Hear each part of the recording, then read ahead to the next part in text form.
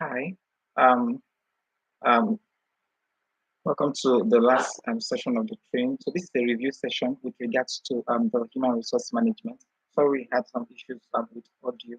It was a network connection, so we just try as much as possible to resolve whatever it is.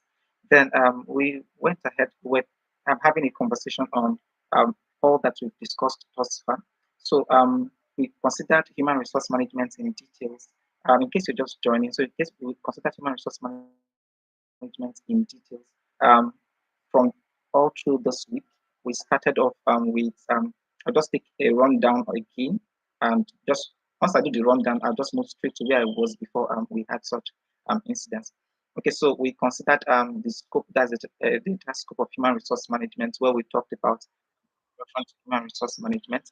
We also talked about job analysis, job description, job planning, the HR planning, job analysis, job description, job specification, and job design. Then went on to talk about recruitment, selection, and onboarding.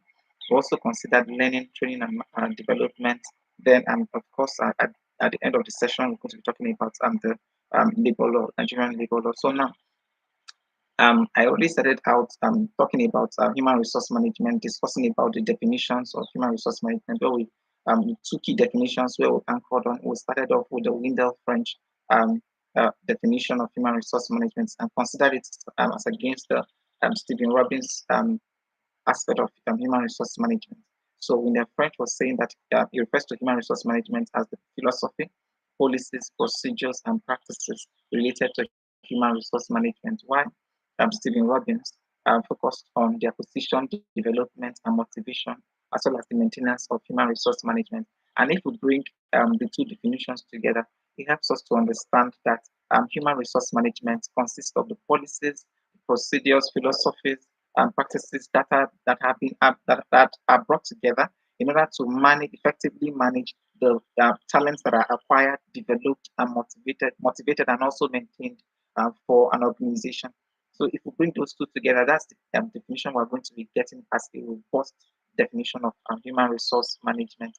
Then I went on to talk about the scope of human resource management, where I said the three key scopes that we considered was the personnel scope, the welfare scope, and as well as the industrial scope of human resource management. Then we went on to talk about the objective of human resource management. Yes, I'm just putting that in brief because I already started out with them. Then also remember that this is a summary of also just refer to the manual. I'm on the part one of the manual. Please just open your manual and go through them. So I was under the objective of human resource management. They are broken into subgroups: functional objective, and an organizational objective, the personnel objective, then the societal objective. Now, under the functional objective of human resource management, it is aimed to structure human resources and the relations, that is to create a structure in an organization such that there's a proper relationship of work and as well as reporting line authorities on behalf of the organization. So everybody does not just work chaotically. So there's order. So it brings order by structure, by bringing in structure within the organization.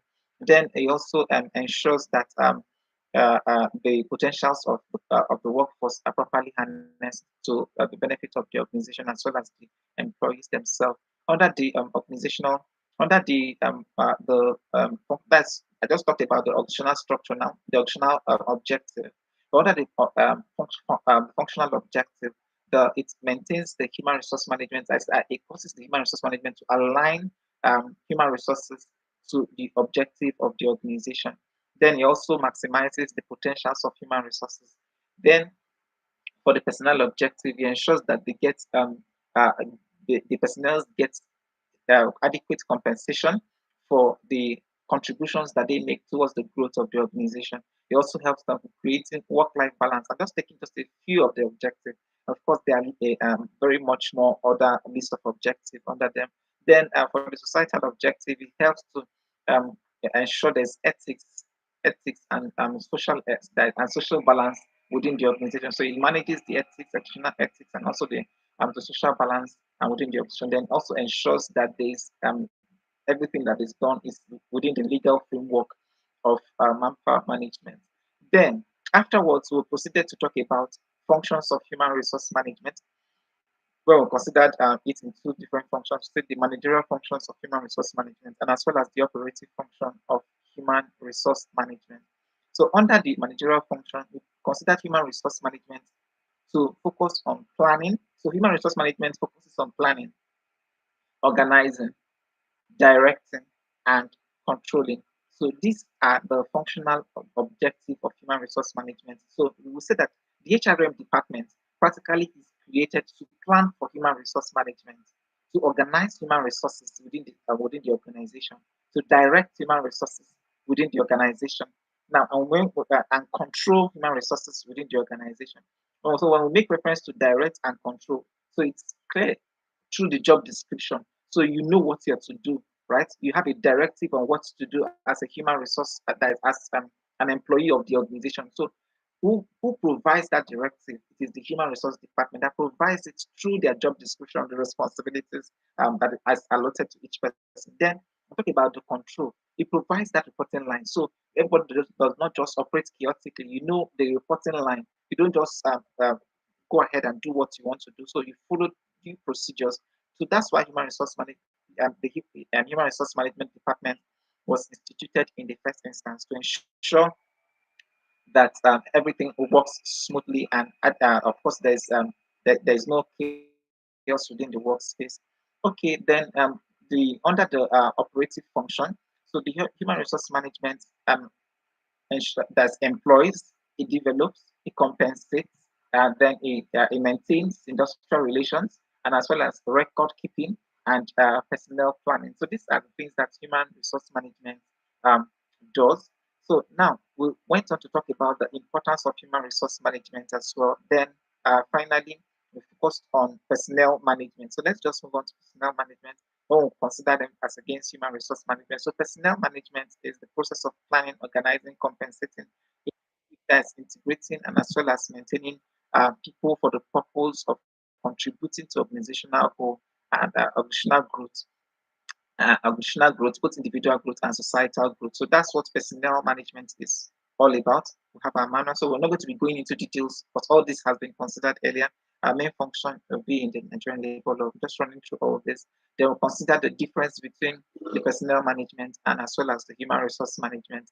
So under personnel management, taking two of the differences. So one, personnel management is more like a routine function, while the human resource management is a strategic function. Then we also said personnel management is, of course, undertakes for employee satisfaction, while the human resource management focuses on achievement, goal of the that's to achieve organizational goals. So there are a list of the differences between personnel management and human resource management, so we can understand the difference between the two of them and know when we are switching between both. So then afterwards, we proceeded to talk about the HR manager.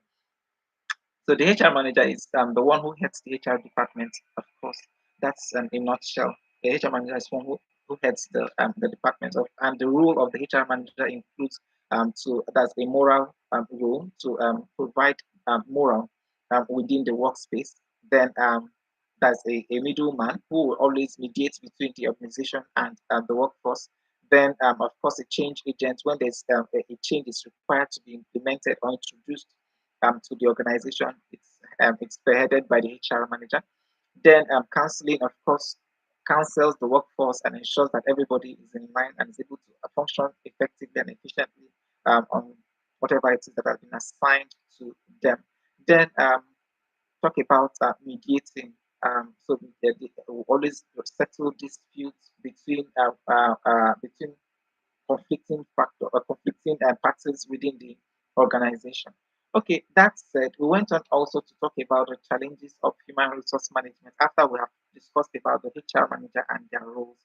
So now we'll focus also on challenges of human resource management, where we talked about changes in politics, and changes in legal environment, managing relations as part of the key issues or the key challenges of human resource management.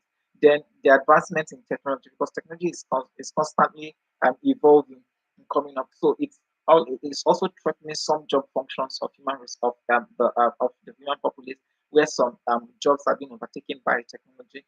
So, at such points, how do we scale, or what do we do with the with the people, the workforce within the organization? So these are some major challenges that the HR manager keeps working on consistently to ensure that these people are on top of their game, and as well as are not obsolete with regards to current technology. Then we'll talk about the that the psychosocial system, changing psychosocial system. Um, Demands are also in the workplace where there are constantly more demands, and where the workforce is demanding, making demands here and there, and the rest of them. Then the educated factors, the computerized information system, and as well as aligning employee applications. So all these things are part of the major challenges of um, human resource management. And of course, in details, we were able to discuss that. And we also then moved on to HRM policy, where we talked about HRM policy as a statement or general understanding which provides guidelines to members of the organization for making decisions in respect to any course of action. So, what HRM policy practically means is that this is whatever, like garbage in, garbage out, whatever you do, you set the rules. So HRM policy is more like rule setting. So when the rules have been set, if you do this, you get that. If you do this, you get this in return. If you do this, you get this in return. So that's what the HRM policy is all about. So it's practically created in order to guide, regulate, direct. So now and instruct people on how to go about their job function or to conduct themselves within the workplace. Then we'll consider the importance of HRM policy and as well as the characteristics of good HRM policy. We went on also to discuss about the benefits of good HRM policy. All these are the basics of what we discussed in the first part of the human resource, that's introduction to human resource management. So without much ado, we also considered, let's move on to the part two where we considered human resource planning. We talked about human resource planning as the activity of deciding the future human resources in relation to the right number, type of people required for each job, with the right training, and as well as the motivation for work at the right time and place. So now we're saying that human resource planning is practically ensuring that people, the right people are made available with the right skills, with the right motivation, with the right capacity and confidence to actively function for a particular role in the right place and at the right time. So now we're making it at the right place at the right time. So we don't have the workforce concentrated in Lagos, where we require workforce in somewhere in Oyo State, or somewhere in Osun State. So if we require it, wherever it is required, the workforce is readily available. That's where what human resource planning is talking about. So it makes available, it foresees, forecasts, and ensures that the human resource required is made available to the organization at any given time. Of course, we considered various definitions of human resource planning, where we considered the definition of Coleman and as well as Bruce P. So Coleman also defined human resource planning as the process of determining the manpower requirements and the means of meeting those requirements in order to carry out the integrated plan of the organization. Then Bruce P. That's Coleman, defined human resource planning as the process of determining the manpower requirements in order to carry out an integrated plan of the organization. So if we put this together, both of them are still saying the same thing. Both Coleman is saying that human resource planning is practically is a process of ensuring that the required workforce is made available to achieve or to execute a plan, an integrated plan of the organization. So the plan, whatever it is that they're going to execute, is not going to be outside of the objectives of the organization. That's what human resource planning is for Coleman, and that definition is very much welcomed. So then we went on to talk about the importance of human resource planning. The importance of human resource planning. We consider the objective as well, objective, purpose, and the objective and purposes of human resource planning. We also talked about the factors that are the factors affecting and influencing human resource planning. went on to talk about the steps in planning human resources. So we talked about analyzing the optional plans and objectives, forecasting the demand and the supply of human resources. That we're trying to say, okay, when are we going to need more hands and the rest of that. So of course we use different analogies to ensure that we understood what it means by forecasting. If I give a proper, let me give an example again. So now, when it comes to forecasting that's human resource needs and supply, demands and supply here. Take for instance this festive season, there's going to be more demand for some products. More importantly, for some FMCG products. So now, are these people going to be hiring new workforce at this time? So the of course the manufacturing companies are going to be hiring more workforce. But in what model? What model would they be using? Are they going to be full-time staffs? Are they going to be contract staffs? Are they just going to be overtime staffs or part-time staff, whichever one? So this is where human resource planning comes in. So they take a look at their workforce and ensure that, okay, so for this would require to double our products, that's our production, or require to triple our production between the ember months or that's towards the festive season, so that we can have multiple outputs that we'll use to saturate the market.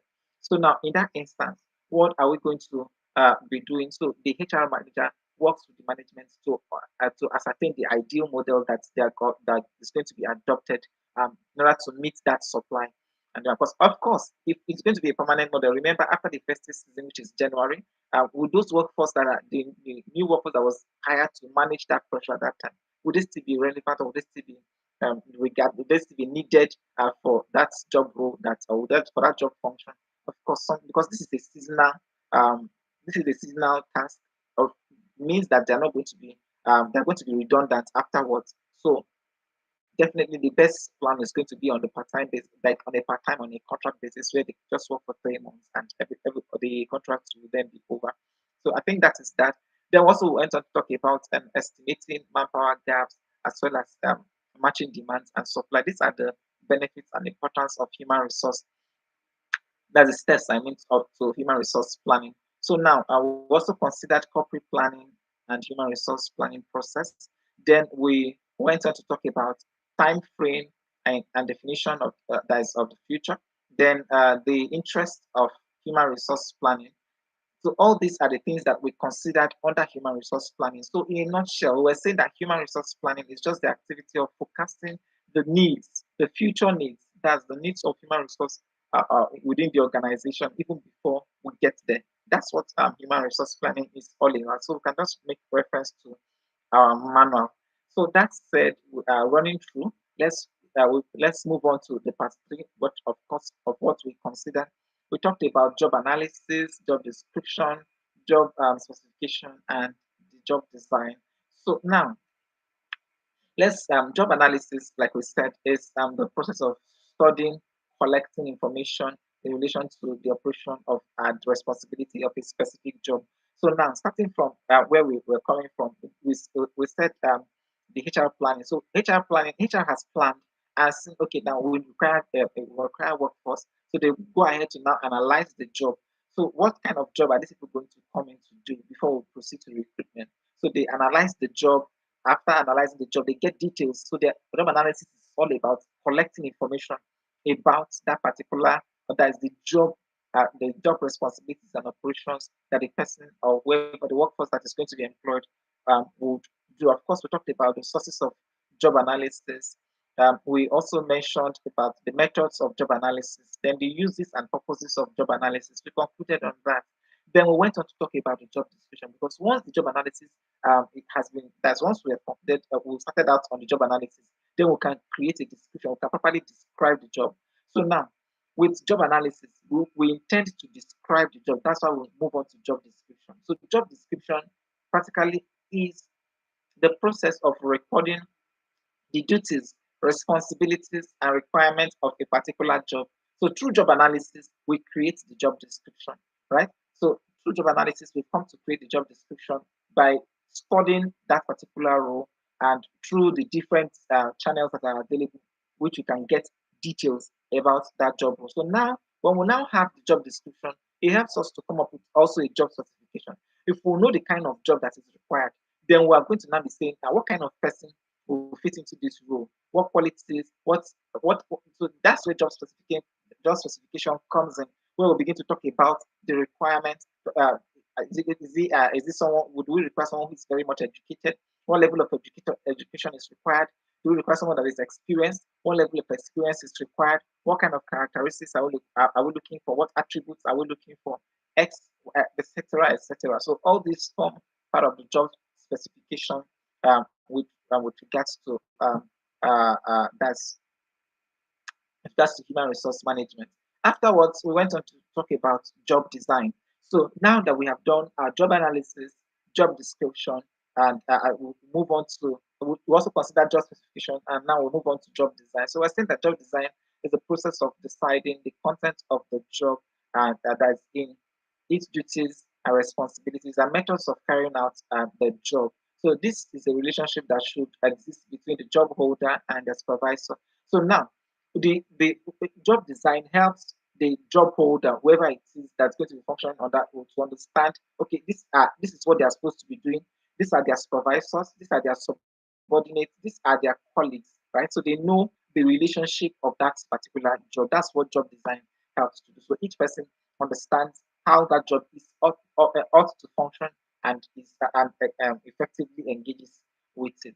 So afterwards, we went to talk about the techniques of job design. So, in a nutshell, we've come to understand that job description, that's job analysis. From job analysis, we get our job description. And in understanding the job description, we come to understand, we're able to create the specification required for this job. So, what kind of person, what kind of job are we looking at?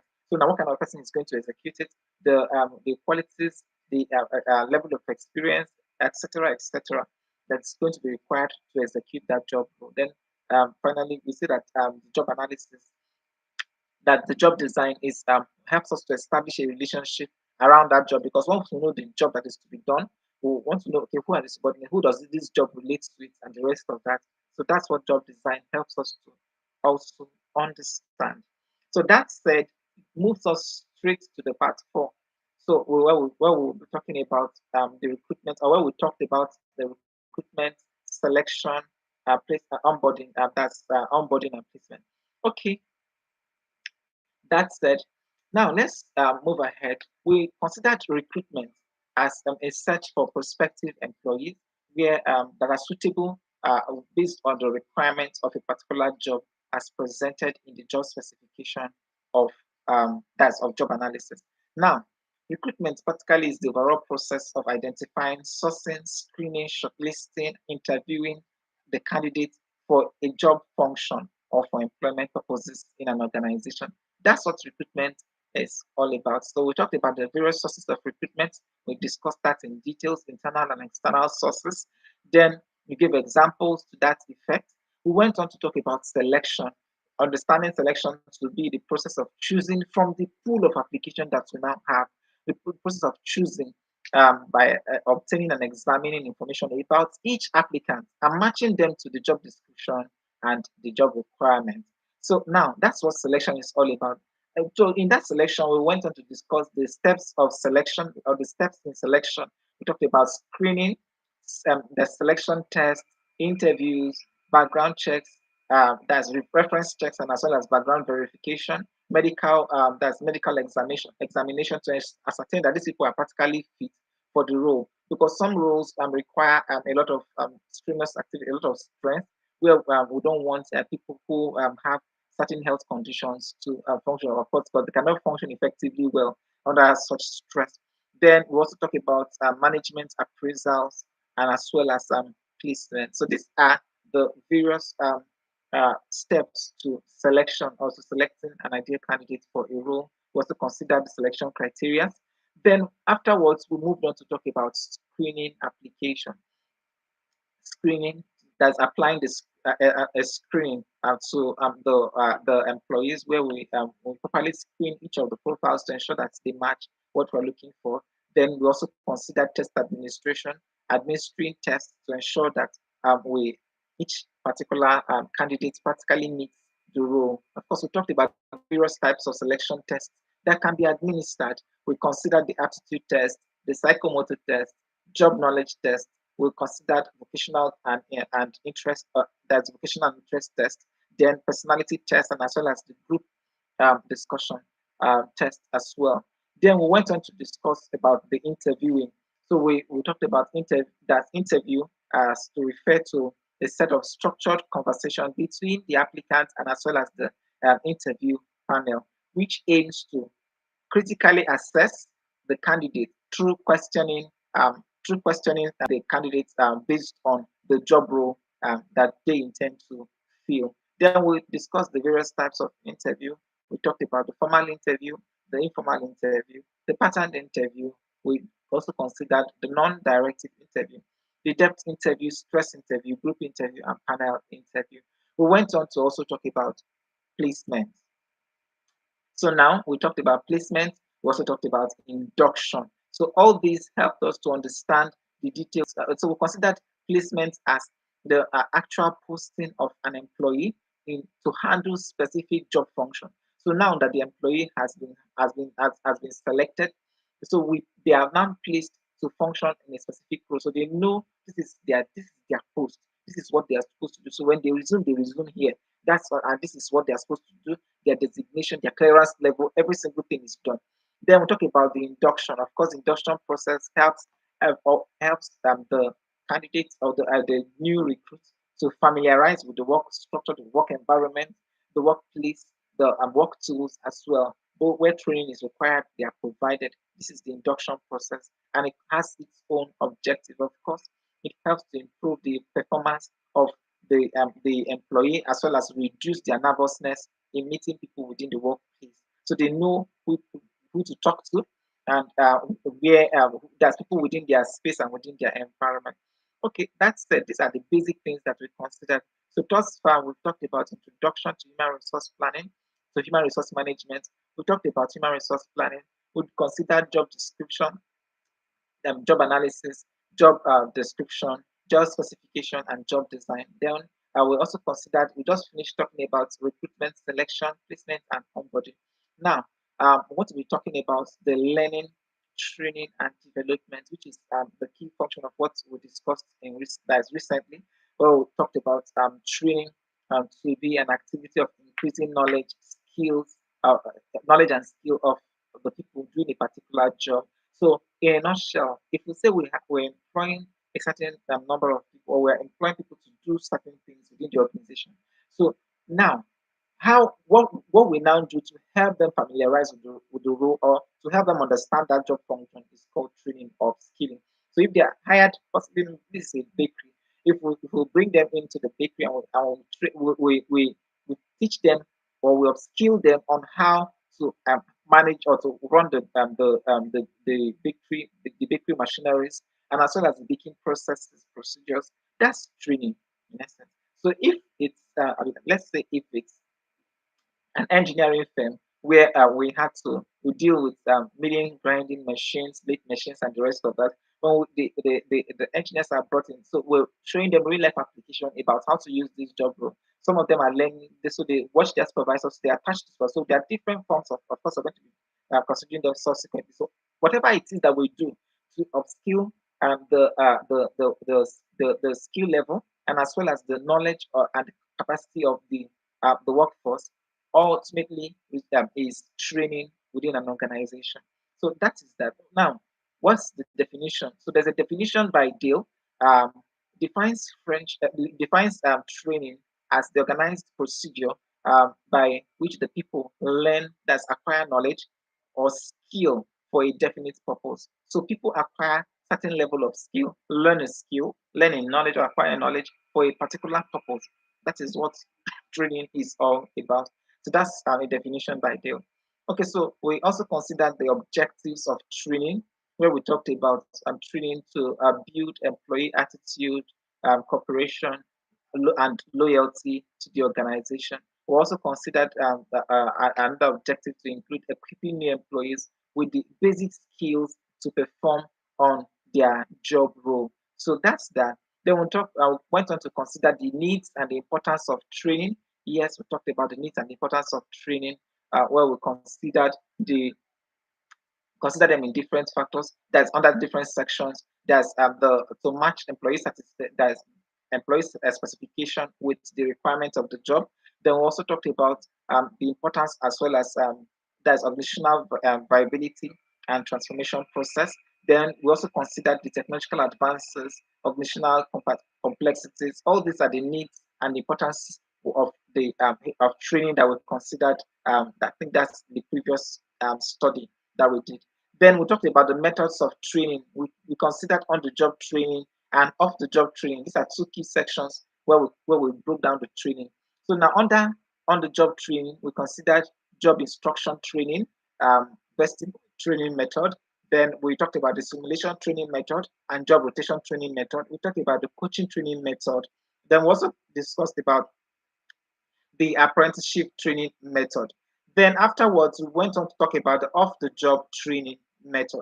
So under off-the-job training method, we talked about the lecturing method, conference or discussion method, case discussion, case discussion method, as well as the role play method. So we also focused on the programmed instructions, then the C group or the sensitivity training method. Then we also talked about the in basket training method. All these are the various type of training of the job training method. Now, a summary of what on the job training method is as against on of the job training method. So, on the job training method, the employee is practically on the job, doing their job, executing their job function, while off the job training, they have to leave the job entirely and focus on the training in order to gain the knowledge. So this a practical example of on-the-job training method is where an employee is assigned to a supervisor. They follow the supervisor and they execute job functions based on the instruction of the job. So the supervisor continuously evaluates what they are doing. So they learn, they keep learning and improving their capacity on the job. Then for the off the job training, the employee have to leave their job, leave everything that they are doing, and focus on the training.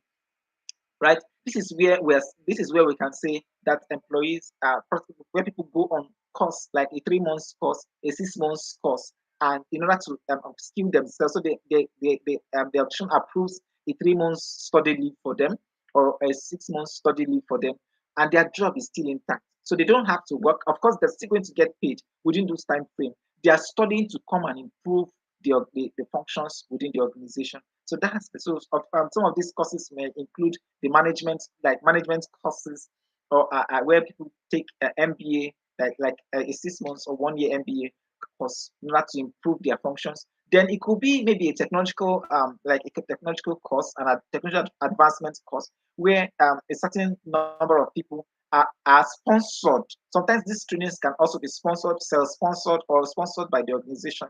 So now this up-the-job training now is sponsored by the organization, and people can be assigned to go outside of the country, probably to a designated or to a technology, the origin country of a technology. So now, if this technology is originating, let's say from India, the organization can decide and say, okay, now we have a total of 3 or 4 of our engineers are going to be traveling to India and they'll be there for 6 months. So they, in order to start, so they liaise with the manufacturing firm that's going to provide or produce that machinery for them. So in order for these people to work with them and learn details about how the machines operate, how to operate this machine. So it might be a team of 5, a team of 10, whatever, based on the capability of the and based on their workforce and their strength. So that is that. So that's off the job training for you. So off the job training practically means that the employee has to leave the job and concentrate detailedly on the training and gain the required skills and knowledge. While on the job, the employee has to be on the job while they gain the required skills and the knowledge. So we discussed about the various methods of on the job training and off the job training. Okay, that said, we also went on to talk about career planning, where we talked about career planning as more like a structured career path, where if an employee joins the organization today as a graduate trainee, so in the next 5 years, where would they be? In the next 10 years, where would they be? So there's a structured path for every employee. So once the employee can say, okay, in 2 years' time, this is where I'm going to be. In 3 years, in 5 years' time, this is where I'm going to be. By 10 years' time, this is where I'm going to be. So possibly maybe in 10 years' time, I'm going to become a supervisor. I'm going to become a manager at that time. So there's a clear path of growth. For some organizations, the growth path might be in 2 years. For some, it is in 3 years. It all depends for that's on the organization that the employee finds themselves.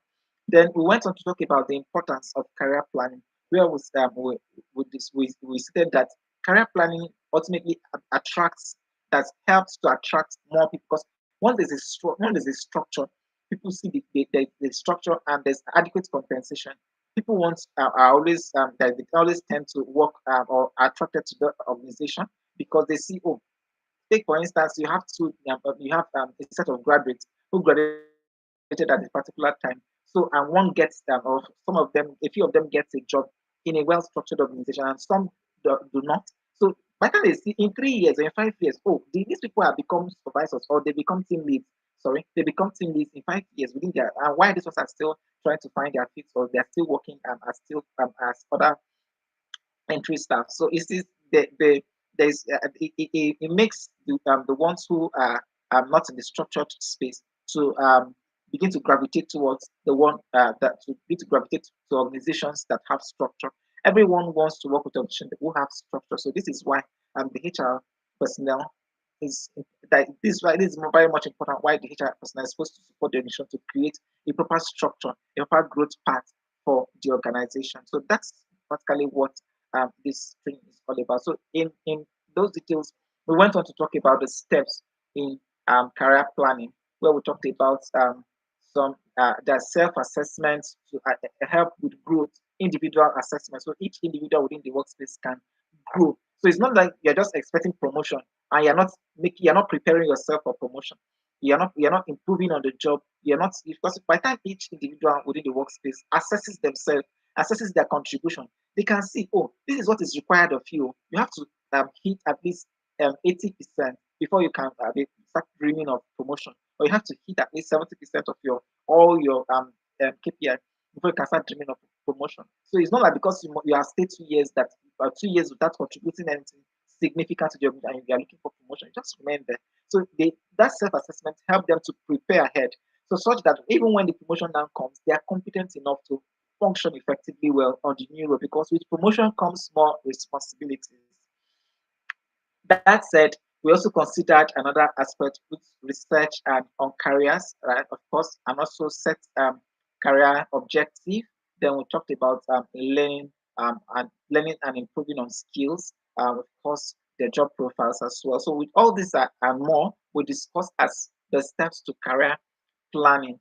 These are the basics of all that we discussed all through the course of the week while we're training on HR. Okay, that said, today we are going to now focus on the key thing that we wanted to talk on, which is the labor law. But in this section, what we're going to be doing is that we're going to take just a few parts because this document is so large. There is so much to discuss. So we're going to be taking them. We're going to be just we take a few of them, discuss on it. Then afterwards, you as individuals, we expect that you just on your own work that's review the details of that. Of course, where you require explanations, of course, you make more researches about them. So at this time, I want us to move to the Nigerian Labour Act. So if you already have the material, so you can just go ahead and switch to the part one. So we're in the part one of the Labour Act. Now let's begin to discuss more on that. So that said, the part one of the Labour Act is, of course, subject to this section.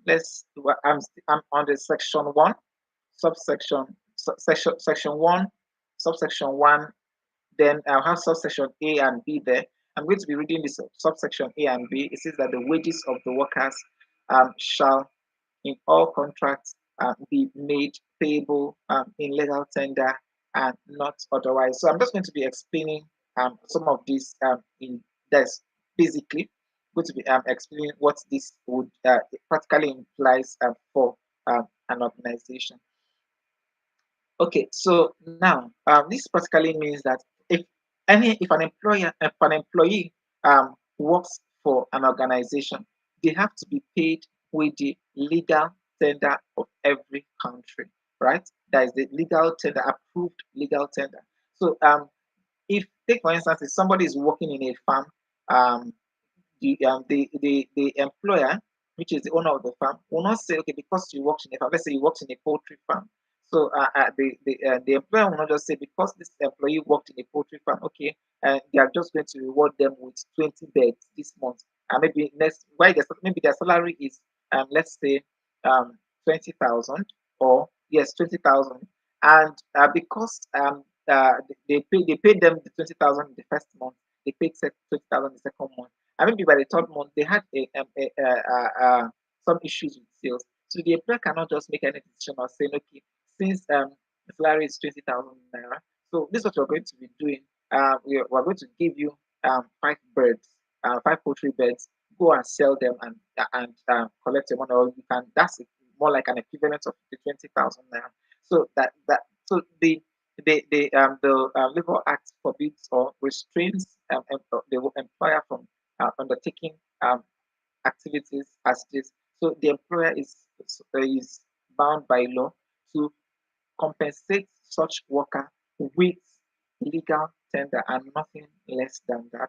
Then we want to head talk about if any that the part B says that if any contract or whole or any part of the wages of the worker is made payable in that in any other manner, the contract shall be null and void. Okay, so now this particularly means that or if there's a breach that's outside of what has been discussed, that's outside of the labor law, if there's any agreement whatsoever that is outside of the Labor Act is null and void. So the Labor Act is practically a guide that should guide of the conduct and the relationship between the employer and as well as the employee. So that's what the Labor Act that has determined for all the workforce. So then the Section 2 went ahead, as Section 1, subsection 2, went and says an employer may provide food, a dwelling place, or any other allowance or privilege as a part of a worker's remuneration if the food, dwelling place, and as well as the allowance or privilege is prescribed by law, by collective agreement, or by um, arbitrary arbitration award because it is customary or desirable in view of the nature of the industry or occupation in which the worker is engaged. But in no case shall an employer give to any worker any intoxicating liquor or noxious drug by any way of remuneration. It's still this also a similar case of the of part one, where the employer is restrained not to give the employee any intoxicating liquor or drug as a means of compensation. Then Section 3 talks about except where otherwise expressly permitted by this act, wages payable in money shall be paid only in legal tender or with the prior consent in writing of the worker concerned by check or postal order, and payments or purported payments in any other form shall be illegal. That's any other payment in any other form shall be illegal, not and void.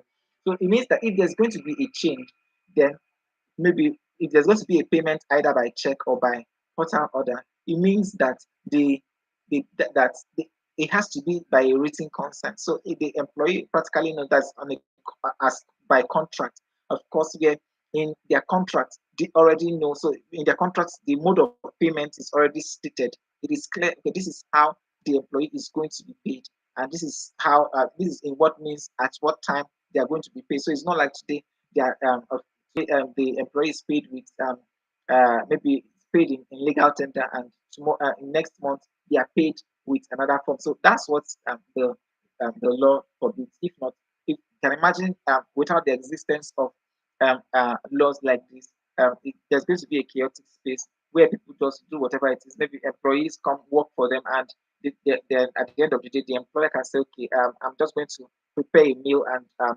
share to all the workforce. And in fact, that's their salary for the month. Or because maybe meals were prepared and served to the workforce, then the employer claims that that's the wages for. So the law states that if that is null and void, the workers have to be paid. So if you are doing that out of generosity, maybe out of the nature of work, for instance, maybe it's a construction company and it's in a remote area where this workforce do not have access to food, access to water, electricity, access to accommodation. So they work. So they work. The employer now provides possibly maybe contract someone to cook for these people on a daily basis, to then generate electricity for them there, provide water for them there, provide shelter also for them there during that period that they'll be working, possibly maybe throughout maybe like a year, 2 years, 3 years that the construction is going to be going on. So these people are camped in those places. So it means that it's saying that this is just part of the as it relates to the industry, but in no time will it serve as a way of compensation or as a way of wage or payment.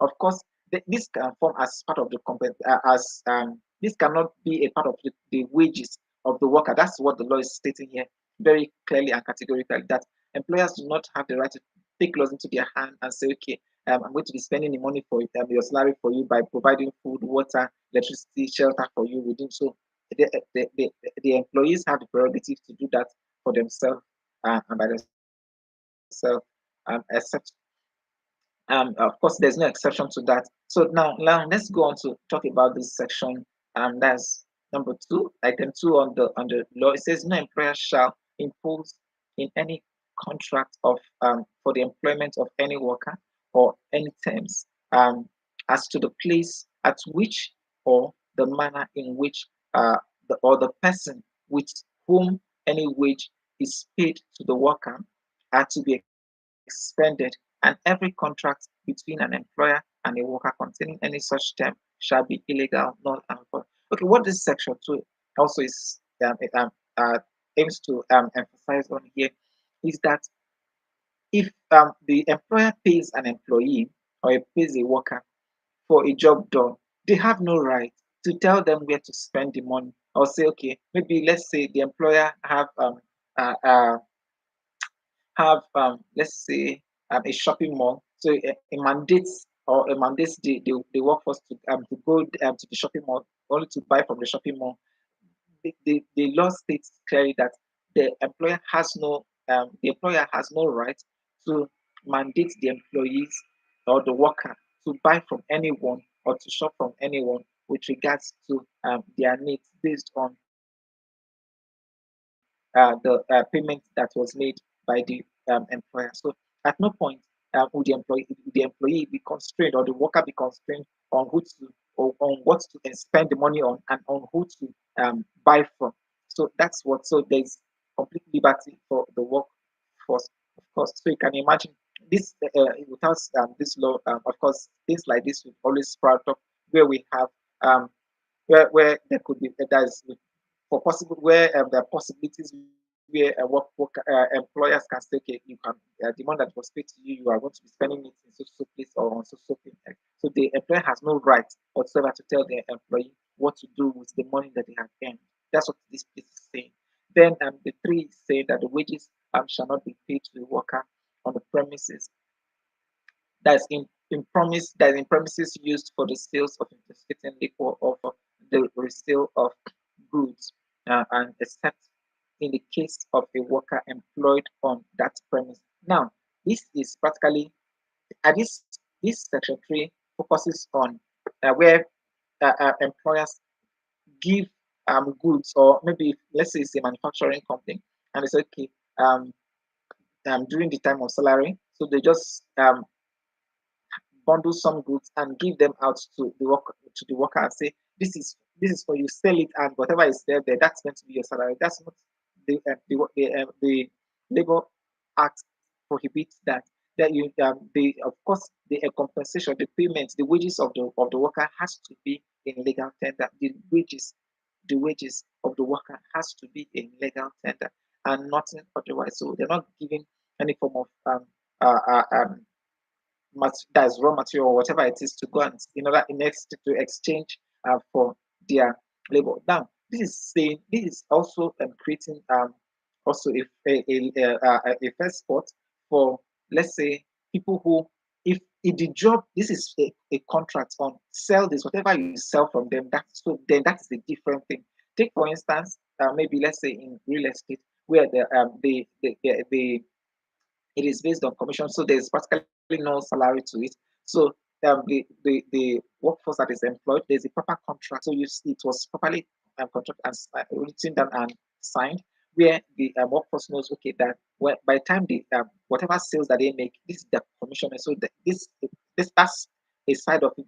Then there's another side to it where let's say this like a also like a poultry, so they have an agreement on, so whatever what is labor law is practically saying that whatever agreement, if it's not within the agreement of that's if it's not a contract between the worker and and the employer, then it's null and void. And even when there's it's an agreement, it should not violate any of the laws of the Labor Act where the workforce is meant to work and get compensated with goods or whatever. It has to be a legal tender. That's what the Labor Act is saying here consistently. Okay, this and more. Okay, so now we went on. Let's consider the number four of it. It says no employer shall make to any worker an advance, that's an advance of wages in excess of 1 month. Of course, these are sometimes where some workers may say, okay, they require maybe a loan from the organization, and so it's saying that the employer should not give more than 1 month of the employers of the workers' wage to them. Of course, this would help them because the worker can just, after they finish consuming it, they run into problem.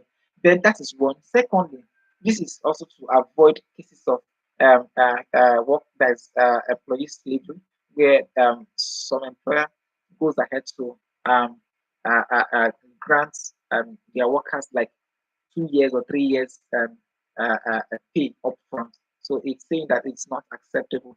So in that it's not acceptable. Its maximum is in 1 month. So this is exactly what the labor law is saying. So there are a list of them. The list of them. So then we went to talk about the section two. That is the section four of section two. It says where an advance is, so that is an advance in respect of wages has been provided to a worker. The minimum period for the recovery of the advance should be 3 months. And take for instance, a worker is given an advancement of that's a 1 month advance payment. So it's saying that that 1 month advance payment is going to be booked in 3 months. So the employer does not just go and recoup back all the money just within that same month. So, because you're giving 1 month advance payment, it means that next month you're not going to be collecting your salary. So it's saying that if they're giving you 1 month advance payment, it means that you're going to be this whatever it is going to be deducted. Take for instance, if the salary of the employee is 120,000, it means that in the by the end of the month, they're not going to be collecting 120,000, or they're not instead of saying they will not collect salary at all. What they'll be going home with is going to be 80. So of 80, why 40,000 is deducted. That's in three tranches. So it is deducted in the first month 40, second month another 40, third month another 40. So at the end of the day, the employer is able to recoup back the 120 advance payment that was paid to that particular staff. So it helps the workforce to also maintain a balance while they are working. Of course, they are working and they are not that's not a worker slave relationship. This is going to be that's an employer employee relationship. That's what the law tries to establish and not to eradicate any form of subjugation. Then it says the third on this says no advance in any respect of wages shall be paid to a worker who is liable to pay any part of such as an advance paid to him previously, except in the case of necessity, as approved by that's the employer.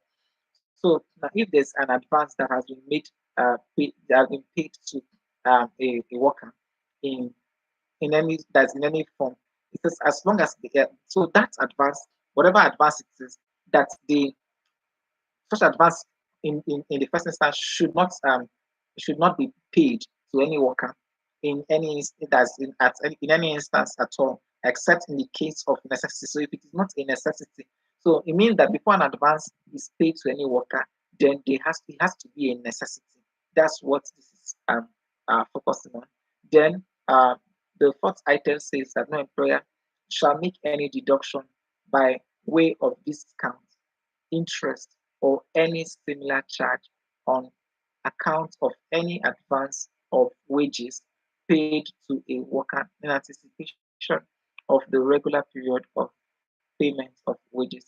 So now, the employer will not just go and hold unnecessary deductions in the name of advance payment. So they're making deductions ahead, ahead of any advance payment. So they say that no worker has the right to do that. Then the section 5 talked about the state authority. So now I just skip that. We can just go up, read up details about them. So I'll just move on um, to other sections. So I can just quickly move on. I'll just go to section 6. I'm skipping to section 6. So um,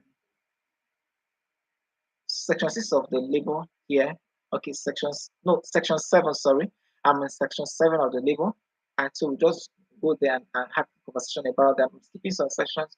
Of course, this is just a run through of them. We'll just have to go through the details of the act and we can understand them better. Of course, where we have legal practitioners amidst us, they can help us with understanding.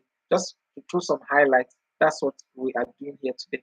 So now, not section 7, section 1, focus says that not later than 3 months after the beginning of a worker's period of employment with an employer, the employer shall give the worker a written statement specifying one, the name of the employer or group of employers and where appropriate of the undertaking by which the worker is employed.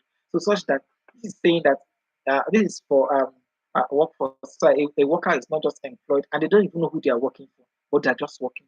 So there's no document to state clearly who they are working for. The law is prohibiting that as much as they have reached up to 3 months within that particular workspace, they should not be kept. Nothing should be like no more secrecy about that. They should be able to know who they are working for, and of course, in addition to where they are working as well. Then he also went on to talk about that. The next, that's in the B section, the 1B says that the name and address of the worker and the place date of his engagement should also be included there. So all these, of course, these are stated in the contract, on the offer letter or in the contract letter. So it is stated there. So it should be stated there the name of the organization, the address of the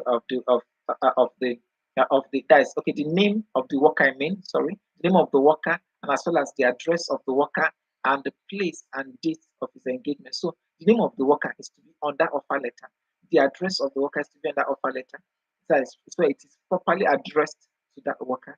Then we'll talk about the place and the date. That's the place where they are to work and the date that they are supposed to resume. These are to form major components of the offer letter of the worker. Then the C says that it also should include the nature of their employment. That's their job description, the responsibility, the conditions of their work is supposed to be included there. The conditions of employment, all this should be included in the offer letter or in the contract. So they don't get to work and say, okay, they don't even know what they are doing or the nature of the job. So they're just working and everything is in secrecy. Okay, then the uh, portion states that so it's talking about if the contract is for a fixed term, the date when the contract expires should be there. Then the appropriate period of notice to be given by the party wishing to terminate the contract. Now, take for instance, when if it is like a 2 year contract, then they should know that it should be properly stated in that contract that it is a 2 year contract. Then if somebody, each of the parties, the organization can decide to terminate and the employee can decide to terminate. So now there should be a proper duration. So is it a 1 month notice that they should give with regards to, so the employer can give the employee a 1 month notice to termination, and the employee can give the employer a 1 month notice to termination. So this is what is what often see. So for some organization is 2 weeks, for some organization is just 7 days. Why for more importantly, it is a standard of 30 days. That's 1 month. Then go on to talk about the F here says that the rate of wages and the method of calculation thereof and the manner and productivity, that's periodicity of the payment, that's what is expected, the wages expected of from that particular job role. So the employee understands this is what this is what they're supposed to get while working for this organization. How it is to be calculated will also be included there. So it is clearly listed there. Of course, there are some organizations that have that breaks down into that breaks down the wages into different forms. So in that instance, the calculations are made clear for each of the that's for the entire, but that's for the worker, and so they get a proper knowledge of what they are expecting and with regards to wages. So still under one, that's 1G now. 1G says that any term and condition relating to work hours, of course, the hours of work. So they need to know that they are starting the job by 9 a.m. and they are closing by 5 p.m. or they are closing by 6 p.m. All depends on the work hour. So it has to be as the work hours has to be stated there. Then the holidays and the holiday pay. So when they go on holiday and the pays that they get on holidays are also stated there. Then the incapacity to work, that's when they are sick, when they fall sick, in what conditions would they be paid during that period or would they not be paid during that period? All those things should be properly stated in such, so including the any provisions for sick pay. So during that period where the employee is sick, is there any form of compensation that will help them more? Like, so this is where the HMO comes in, where the employee gets uses the HMO to sort out themselves. So I think that is done. Then we'll go on to talk about um, the 1H talks about any special condition of contract. So if there's any other special condition, that it has to be properly stated there. Okay, that's the very thorough of the seven section one. So now let's go on to the seven section two. So 7 section 2, that's where I currently would be discussing on. It says that if after the date of to which this the said statement relates, there is a charge, there's a change in the terms to be included or referred to in the statement of the employer. So now A, it says it shall not be more than 1 month after the change, if that's informed the worker of the nature of the change by a written statement. Now, if there's going to be a change to the contract of an employee, so this place is saying that that employee is supposed to be notified 30 days before. So it shall not be that the change is supposed to be within a 1 month period. So it's not going to be more than 1 month after the change is being made. So that's what this one is stating here. Then B says that if he does not leave a copy of the statement, at, and so still under A, it says that it has to be a written copy, have to be given to the worker as proper communication, as proper evidence of communication. So now, then the B says that if he does not leave a copy of the statement with the worker, he shall preserve the statement and ensure that the worker has a reasonable opportunity of reading it in the course of his employment, or that it is made reasonably accessible to the worker in some other way. So it's saying that whatever it is, whatever changes that are to be made within the workplace, that the workers are to be duly carried along. This is just what the section 2 aims to address. So, and not just the communication, but it has to be the access to communication has to be very, very clear, and the timeline for them to read and assimilate them also. Then the Section 7, subsection 3 says that one there's a statement under subsection 1 and 2 of this same section 7 uh, may for all and or any of the particular to be given by statement refer the worker to some other document which the worker has reasonable opportunities of reading in the course of his employment, or which is made reasonably accessible to the worker in some way. This is just still a buttress on section 1 and section 2. Then uh, subsection 4 states that if the employer that is in referring to the said statement of any such document indicates to the worker that future changes in terms of that in terms particularized in the document will be entered in the document as well. So recorded by some other means or for the information of the person referred to in this document. The employer needs not, under section 2 of this section, inform the worker of any such changes which is duly entered or recorded not more than 1 month after the change is made. So if there's whatever changes that's going to be made here, that the employee is also to there's a place also to duly communicate that properly to the employee. So all these are details. Of course, they form. So I'll just skip to the last part of it, a part of the section 7, which is the section 6, says that the provisions of this section that is in respect to the written statement shall not apply if a worker has a written contract of employment which covers each of the particular mentioned that particular as mentioned in subsection 1 of this section. Then B, if he has a copy of the written contract already. So if all these have been stated in their contract, so there's no need to continuously write to them. That's what the last portion is making clear here. Okay, so I think that's much detailed about the section 7 that we considered. So I'm just going to also take section 8 and we'll be rounding up with that. So we'll just take our time to go through the rest of the document, and whatever it is where we have issues, then we can just reach out to a legal professional to assist us with that. Then we'll go on to talk about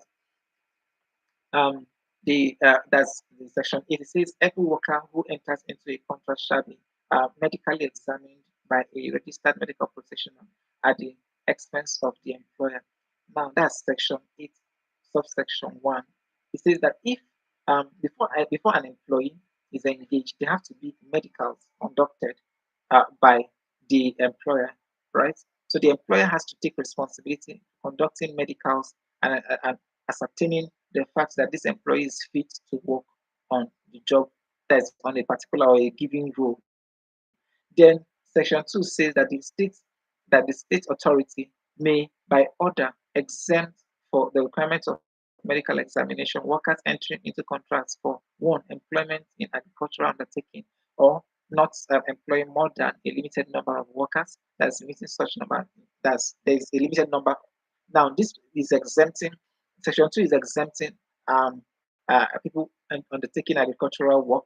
Then it's also talked about the B section says employment in the vicinity of the worker's home. So in agricultural work, then it says non-agricultural work which the state authority is satisfied is not of a dangerous character or likely to be injurious to the health of the worker. So now in a situation where it is not injurious to the health of the worker to work in such environment, that the states have the authority to waive such responsibility for the worker.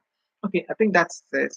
Can go on to discuss more and more. There's the section 9, the section 10. So there are a lot of sections under this Labour Act, and there are very much many. I can't go on to take all of them. So, but at this time, we're bringing them to a close. So we encourage you to just go ahead and um, go through the details of the documents that was shared, so you can read them properly. If you have any questions or whatever it is, so you can always ask the questions subsequently, and we can address that, or we can even assist you. We can help you and link you up with legal services that can assist with the Labour Act. Okay, I think that's it. If you have any questions to us, we can just take them. Are there any questions that you want to ask? So we can just take them and end this section. So I'll just expecting your questions. If you do have, you can drop them, and if you don't have any question, you can just go ahead and end the session for today.